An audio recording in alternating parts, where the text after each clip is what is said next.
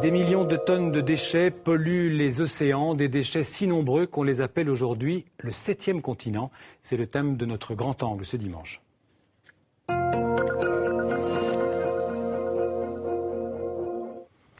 Alors avant d'en parler avec nos deux invités en plateau, je vous propose d'abord de découvrir ces images d'une expédition toute récente. Elle a eu lieu au mois de mai 2014. Une équipe de marins et de scientifiques sont partis sur un catamaran de 18 mètres dans l'Atlantique Nord pour aller étudier et analyser ce 7e continent de plastique, ce gigantesque tourbillon de déchets dont nous sommes tous responsables. Un commentaire de Laure de Matos. Petit à petit, à mesure que le bateau avançait, l'équipage n'a plus croisé ni dauphins, ni baleines, ni oiseaux. Les animaux ont disparu et laissé place au plastique. Dans cette mer des Sargasses, à 1000 km des côtes martiniquaises, il est partout. Charrié jusqu'ici par des courants océaniques, les gyres, qui concentrent les détritus dans 5 sites principaux à la surface du globe, dont celui-ci dans l'Atlantique Nord. Quand on arrive sur cette zone où il y a le plus de plastique, la concentration la plus importante, eh bien, on n'a pas besoin du filet Manta pour concentrer et ensuite évaluer la quantité de plastique. On le voit à l'œil nu, on est au bord du bateau, il avance très lentement et tous les mètres, tous les 2-3 mètres, on voit des petits morceaux de plastique blancs, bleus ou verts qui flottent à la surface de l'eau. On trouve en pleine mer de gros déchets en plastique, mais surtout une myriade de petits fragments. De micro-détritus qui constituent une grave menace pour la biodiversité. Ils peuvent blesser ou étouffer les poissons ou autres organismes marins qui les ingèrent. Les substances toxiques qu'ils contiennent déséquilibrent aussi les écosystèmes.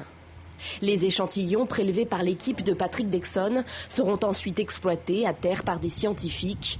L'expédition s'est aussi donnée pour mission de cartographier ces zones polluées qui, rassemblées, sont grandes comme 6 fois la France, un 7e continent qui n'est dû qu'à l'activité humaine. Ces déchets, accumulés dans les océans, proviennent à 80% des terres portées par le vent ou les rivières, le reste étant tombé des navires de commerce. Alors avec nous en plateau, deux invités. Donc Michèle Rousseau d'abord, bonsoir. Bonsoir. Michèle Rousseau, vous êtes directrice générale de l'Agence de l'eau Seine-Normandie. C'est un établissement public et c'est une des 6 agences françaises qui gèrent les 6 grands bassins hydrographiques français. Votre agence est partenaire de l'expédition qu'on vient de voir. On va en parler bien sûr avec vous. Et puis Patrick Dexon, bonsoir. Bonjour. Alors vous êtes l'initiateur de ce projet. Dans une autre vie, vous avez été sapeur-pompier, j'ai lu, en Guyane. Entre autres. Et puis, entre autres, aujourd'hui vous êtes un marin confirmé. Vous avez participé à plusieurs courses en solitaire. Vous êtes devenu explorateur et membre de la Société des explorateurs français. Et vous êtes le chef de cette mission 7e continent. Alors, cette mission dans l'Atlantique Nord, c'est la 2e. Vous en avez d'abord fait une l'année dernière dans le Pacifique. Première question, j'ai envie de vous demander, décrivez-nous, on l'a vu un peu dans le reportage, ce que vous avez rencontré, ce que vous avez vu, découvert dans ces 2 expéditions. Malheureusement, voilà, on a découvert à quoi on s'attendait, à avoir une décharge à ciel ouvert sur des zones immenses, comme on l'a pu voir sur les images.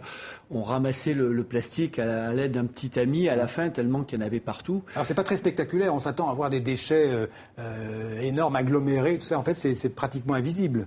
Oui, alors c'est pratiquement invisible. On s'attend à voir ça. Ça c'est la photo qui circule pas mal pour illustrer le 7e continent. C'est pas du tout ça. Ça c'est surtout à l'estuaire de rivières. Ouais. Nous, par contre, on a la même chose. Si on arrivait à le concentrer, on aurait la même chose. Mais c'est pas du tout concentré comme ça. C'est très éparse. Alors on a 2 sortes de déchets. On a le macro-déchet qui lui le gros objet qui flotte et qui va rejoindre ces courants qui tournent en rond. Et on a les petites particules de plastique qui sont encore plus dangereuses que le macro-déchet parce que lui est capable de rentrer dans la chaîne alimentaire. Ouais, c'est pas spectaculaire, mais c'est très, très nocif. Et ce sont des déchets domestiques et industriels ou toutes sortes de déchets mélangés? Alors c'est tous déchets mélangés et puis effectivement c'est 80% de déchets qui arrivent par la terre. Alors Michèle Rousseau, vous êtes, je le disais tout à l'heure, vous êtes partenaire, enfin l'agence donc est partenaire de cette expédition. Première question, pourquoi cette association? Pourquoi vous êtes-vous associé à cette expédition maritime? Oui, nous nous sommes associés à cette expédition pour montrer la connexion qu'il y a entre la terre et la mer. Bien sûr, on le sait, que les fleuves se rejettent en mer, mais on voulait le montrer de façon très concrète et très visuelle. C'est-à-dire donc, que vous voulez montrer que le déchet qu'on va jeter dans une rivière, par exemple, quelque part en Normandie, va finir par peut-être aboutir dans la Seine et de la Seine à l'océan, quoi. Voilà, on voulait montrer que les déchets pouvaient aller très loin, voyager très loin, se retrouver au cœur de l'Atlantique. Et on voulait aussi montrer qu'on rejette beaucoup de déchets, finalement, dans les fleuves et les rivières, et que c'est quand même bien dommage. Alors, votre agence, elle traite, entre autres, les eaux usées, vous subventionnez aussi de l'épuration, mais vous avez aussi, à côté de ça, une mission éducative, puisque vous allez aussi dans les écoles, écoles classiques. Et dans les écoles aussi agricoles, je crois. Oui, nous considérons que la sensibilisation et l'éducation des enfants fait partie de notre mission. Et nous avons un programme de classe d'eau que nous orientons à la fois sur les lycées classiques et sur les lycées agricoles. Et dans cette opération, ce sont les lycées agricoles et les collèges agricoles qui ont participé et qui ont essayé tous les 2 jours. Tous les 2 jours, il y avait une classe qui suivait donc l'expédition en direct et qui ensuite allait ramasser des déchets dans la rivière près de chez elle. J'allais dire, qu'est-ce que vous leur dites à ces élèves ? Vous essayez de les responsabiliser ? On essaie de les responsabiliser sur les fleuves, sur les rivières, pour qu'ils en prennent soin comme citoyens, et puis pour ceux d'entre eux qui s'orienteront vers l'agriculture comme exploitants agricoles. Alors Patrick Dixon, on imagine que ces déchets par millions, qui se transforment en une espèce de soupe de plastique, ça a des effets aussi sur la faune marine, sur les poissons, sur tout l'habitat marin. Oui, bien sûr. D'ailleurs, quand on ramassait ces gros déchets à l'épuisette, on capturait souvent des petits poissons qui étaient dessous. Et donc, on se doute bien que ça finit tout ça dans l'estomac du poisson et forcément dans la chaîne alimentaire. Donc, ça touche aussi la chaîne alimentaire ? Alors, ça, on aura des résultats scientifiques un peu plus tard, puisqu'on vient de rentrer. Qui vous écoutent ? On vient de rentrer, donc on aura les résultats scientifiques un peu plus tard, dans 7-8 mois, le temps d'analyser tout ça, mais on pense fortement que ça rentre dans la chaîne alimentaire. Alors vous n'avez pas fait que ramasser des déchets avec une épuisette. Cette expédition, c'est aussi une expédition en liaison avec le CNES, je crois, la NASA. Enfin, expliquez-nous un petit peu les objectifs scientifiques, on va dire, de vos 2 expéditions. Alors il y avait plusieurs objectifs, il y en avait 3. On avait le volet sensibilisation, donc faire connaître cette pollution des océans par le plastique à un grand public, et donc on remercie les médias de faire le relais de cette expédition. On avait le deuxième volet qui, à mes yeux, est très important, c'était d'impliquer les jeunes et de leur faire comprendre qu'effectivement, comme l'a dit Michel, quand on jette un déchet à la source de la Seine, il va se retrouver forcément dans l'océan. Et ça, c'était très important d'impliquer les jeunes, de les faire déplacer, d'aller sur le terrain avec leurs sachets plastiques et de leur faire prendre conscience qu'en quelques heures, ils sont capables de ramasser plus de 200 kilos de déchets, rien que sur le bord de la Seine. Et de faire le lien justement avec mon expédition où nous, effectivement, on est sur la zone où on réceptionne tout ça. Et puis le troisième volet scientifique qui, lui, on va essayer d'apporter des choses nouvelles. On a des expéditions américaines qui ont déjà médiatisé et analysé la situation.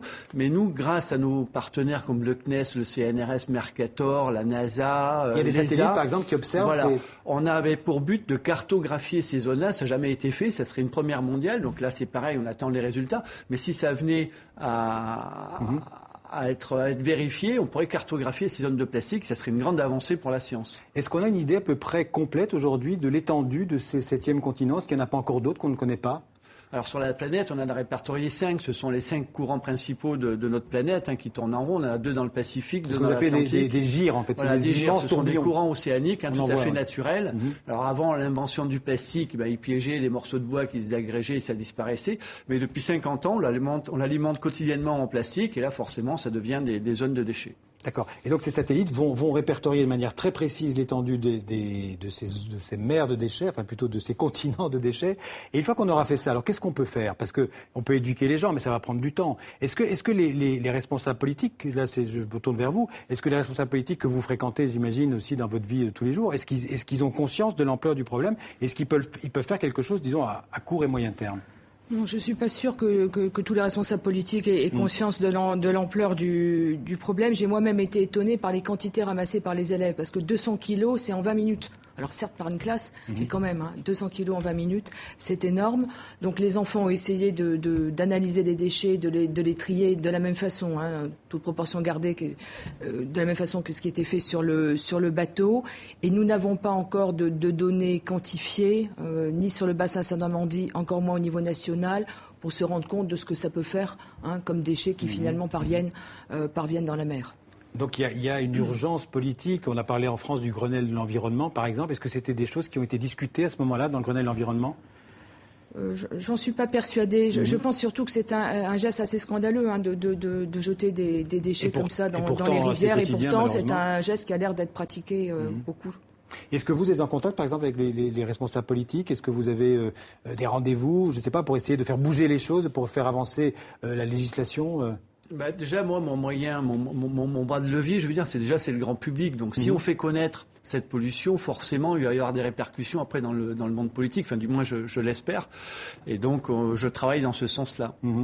Et vous allez relancer d'autres expéditions? Vous avez déjà un projet d'expédition, de 3e expédition en préparation? Oui, alors les expéditions 7e continent ont pour but de chaque année médiatiser un continent de déchets. Donc là, en 2013, on a fait le Pacifique, là, on a fait l'Atlantique Nord, et on va repartir l'année prochaine pour l'Atlantique Sud et continuer ce travail, j'espère, avec l'Agence de l'eau pour impliquer le maximum d'enfants et faire prendre conscience que c'est une pollution complètement sournoise. Et c'est vrai que quand on est au bord d'un fleuve, si on voit passer une bouteille plastique, on dit, bon, il n'y en a qu'une. Mais si on restait 6 mois au bord du fleuve, 24 heures sur 24, on verrait que c'est des quantités de plastique qui passent. Et donc ça, il faut le faire prendre conscience aux enfants pour que justement, on change notre méthode de consommation. Est-ce que vous avez été surpris par la gravité de la situation? Est-ce que vous vous attendiez à ce que vous avez découvert?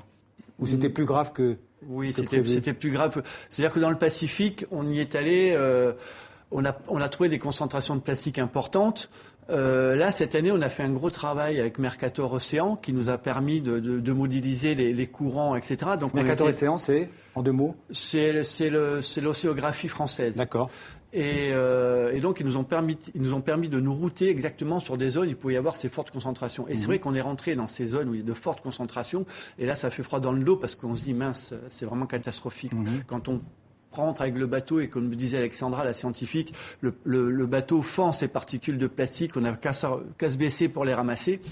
Ça reste effrayant.